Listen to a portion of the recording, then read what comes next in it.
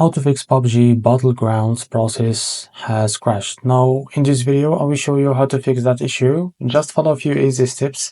Now, let's get started. Now, first of all, restart your PC or game. So first close PUBG Battlegrounds completely, then restart your computer. This can help clear any problems and make sure everything starts fresh. After that, update your game. So next, open the Steam or the game platform that you use. It could be the Epic Games or Ubisoft.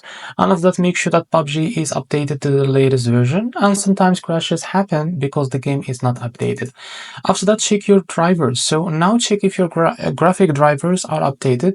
Go to the website of your GPU, NVIDIA or AMD or any graphic cards that you use on your PC and download the latest drivers from their official website or their application that you have installed on your PC.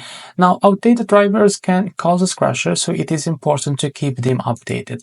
And after that, verify the game files. So next, go to Steam and find PUBG Battlegrounds. Right-click on the game and choose Properties. Then click on the local files and choose Verify Integrity of Games files. And after that, this will fix any missing or corrupted game files. So this is how to fix a PUBG Battlegrounds process has crashed. If you found this video helpful, please like and subscribe. See you next video.